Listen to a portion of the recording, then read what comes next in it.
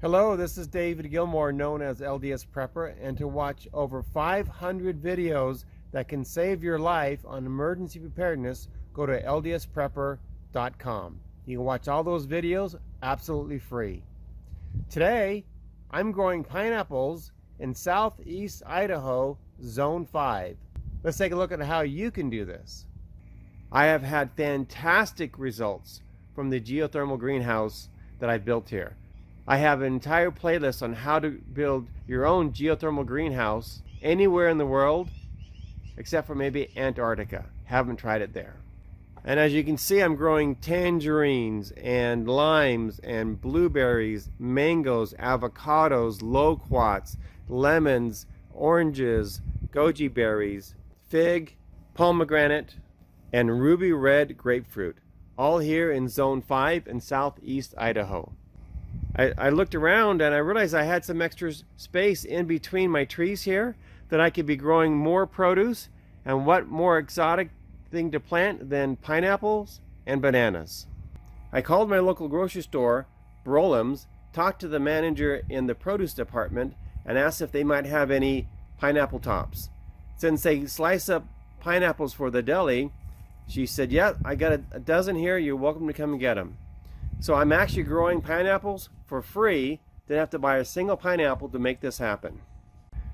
So that was step one, making sure I could get free pineapple. Step two is finding a container that would work for the pineapple and bananas that I'm going to be planting. I wanted a container big enough that I could use the wicking system, so it had a large enough center in the bottom, large enough area in the bottom that I could put in the 4-inch drain pipe. It was also large enough to hold enough dirt to be heavy enough to withstand the winds that we get here. I found this particular resin pot over at Lowe's, and this is a 46 quart pot. This cost me about $15. Step three was to go and buy 10-foot lengths of 4-inch perforated drain pipe. I cut these to 42-inch lengths, and then I cut off the end right here. On this drain pipe, it had a little coupling on the end, and I just removed that because it's too small for what I need. I have some unused 4-inch drain pipe. This particular one is not perforated, but it doesn't make any difference, that I did not use when I built my original greenhouse 8 years ago. I just don't throw anything out.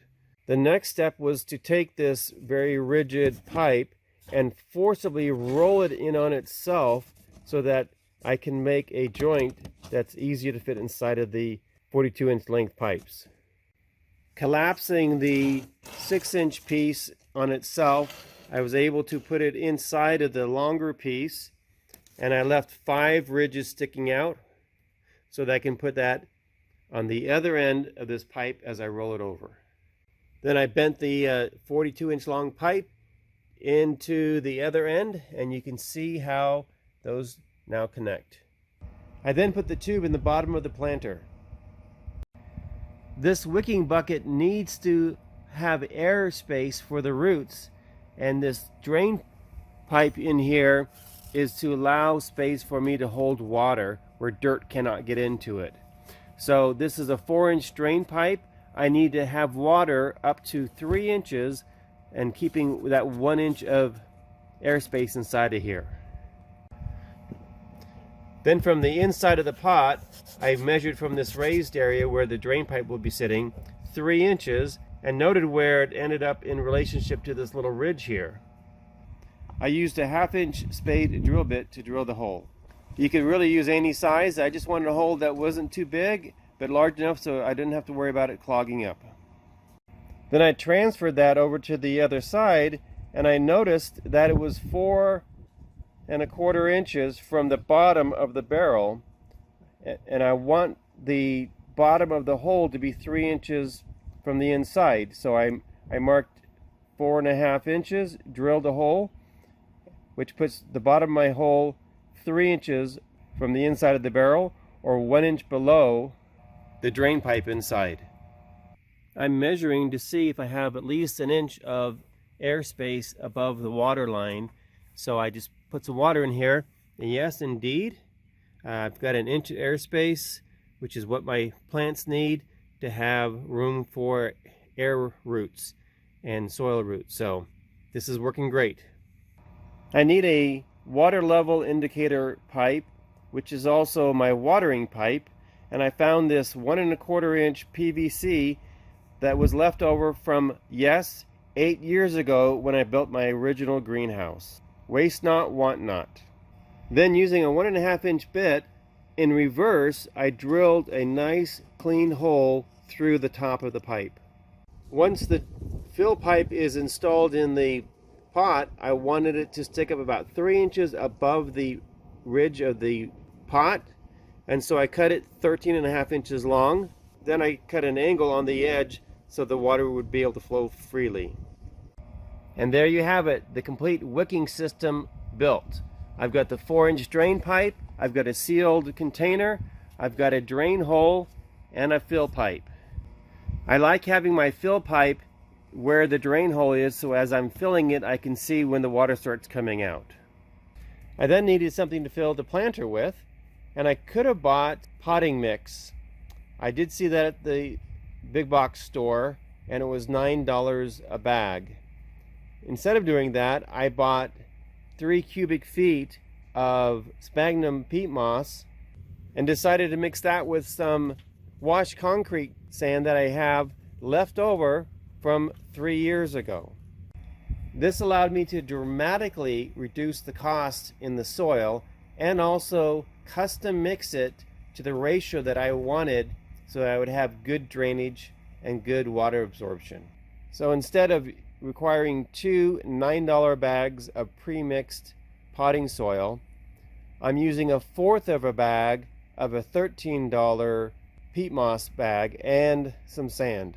So instead of spending $18 to fill a pot, I'm only spending about $3 to $3.50, including the cost of the sand.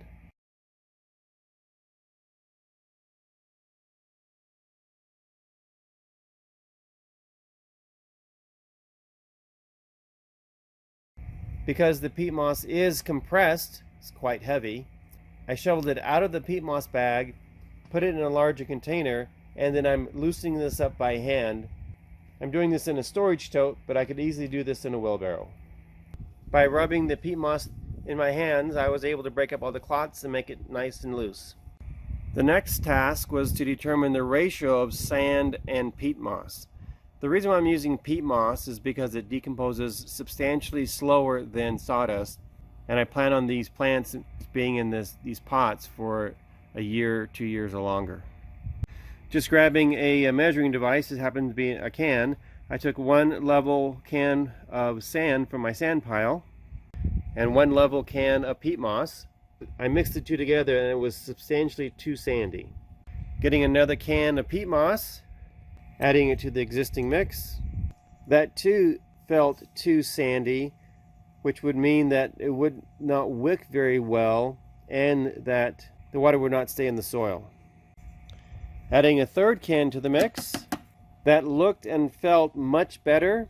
Then I added a little bit of water to it, mixed it up, and it felt like it held the water well and allowing for aeration.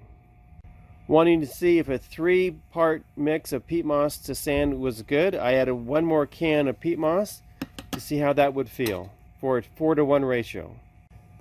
Once mixing that together and adding some water to it, it felt way too dense, that it would not be enough airspace in there, and so I determined a 3-to-1 ratio for the sand and the peat moss that I have was a good ratio for me. After adding 3 buckets of peat moss to the cement mixer that my kids gave to me for Father's Day 4 years ago, I added 1 bucket of sand. This container happens to be 3 gallons. Then I took 1 can of PrePlant mix. The recipe is in the Mid-Latitude Gardening Course book available at ldsprepperstore.com. I added that to the peat moss and sand. And then I took half a can of the weekly feed made with the LDS Prepper Premium Micronutrient Mix, also available at ldsprepperstore.com, and added that as the final item to the mix. I could have done this all in a wheelbarrow, but I've got the cement mixer, so might as well use it.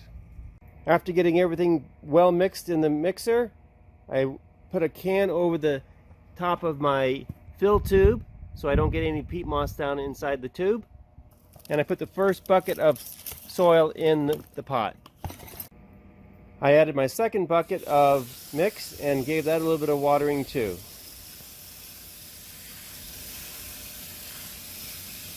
I'm finishing filling the planter with the final bit of mix, maybe about a quarter of this 3-gallon bucket. By the way, I got this 3-gallon bucket about 12 years ago from a donut shop for free. I add a little bit of water to this, and then I'm going to check the pH because peat moss is generally very acidic. Checking the pH in several locations inside of the container, I'm getting just below 7, so 6.75 or so pH. And that doesn't seem to make any difference where I'm putting it in the container. So somewhere between 6.5 and 7 is really good. I'm very happy with that. I don't need to adjust anything in this soil. I'll check it a little bit later to see if that changes and adjust as needed. I want a way to know how much water is in the bottom of the wicking bucket. So what I bought is an 18-inch long skewer. I'll simply put that skewer down in there and take my scissors and cut it off right here at the top. I wrapped the top with some yellow electrical tape just to make it easy for me to see. And I also went down to a local bar and asked if they had any wine corks. They did, so they gave me a bag full of wine corks for free. I drilled a hole in the center of the wine cork, and that will allow this to be afloat. As long as I'm seeing yellow, then I know I have enough water in the reservoir down below. If it gets below that, then I know I need to fill it up through the tube, or I can just water through the soil. I don't have to worry about overwatering because I have this drain hole down here. Now it's time to get the pineapple into the soil. I come over with my gloved hands so I don't get pricked, and I'm going to simply twist off the top of the pineapple from the pineapple itself. Now I want to remove at least 1 inch of leaves or whatever these are here so I can expose some roots. There we go. That's what I have left. I don't need very many leaves because the energy needs to be going into not supporting leaves but to growing roots. Now I'm ready to plant this. Before I plant my pineapple, or in a few weeks my bananas, I want to make sure that these little pots are in between and evenly spaced between the larger barrels to the either side. So I have 17 inches on either side. Next, I want to make sure that my barrel is level going both directions, and so it looks like I need to add a little bit of soil underneath my barrel. I got that side level, a little to the back, I got that level. That way, when I have an overflow, I know that I've got an even 1 inch of airspace in the water tube. Finding the center of the planter, I'll just put this all the way down into the soil so that I make sure that everything that I've uncovered, removed the leaves from, is below the soil. And then I'll just pack the soil in around it to make sure I have good soil contact with the plant. To help compact the soil and make sure I've got enough water down below, I'm just going to water from the top here, and I'll do this several times to make sure I've got everything where I need it. Now, a lot of people will take the pineapple and put it in water, like in a glass. You can do that too, but there's no need to do that when I have my garden ready for this to be planted in. There you have it, a happy pineapple planted in the self-wicking planter or barrel. As you can see, my water indicator has come up and it's floating, doing exactly what it needs to do, and my excess water overflow is also working as the water bubbles down through the soil. So this is good to go. Now I just have to wait 1.5 years before I get a pineapple. Look at that water level come up. That's amazing. That'll settle down as any excess water is let out of the bottom of the barrel. You can see that stick coming down now as the air is being released. This is LDS Prepper reminding you, if you are prepared, you shall not fear. If you understand and follow the 6 laws of plant growth as outlined in detail in the Midlighter Gardening Course book, then you can literally grow anything, anywhere, anytime. So please stop by and support this channel by going to ldsprepperstore.com Pick up the micronutrients so you can feed your plants all the essential nutrients, and the Mint Gardening Course book so you know how to grow food as if your life depends on it. While you're there, you may want to pick up a Berkey water filter, any of the 5 herbal remedies books that my wife has written, sign up for any of her classes. Make sure you pick up your heirloom seed bank and any of the free preparedness items that I have listed on the website.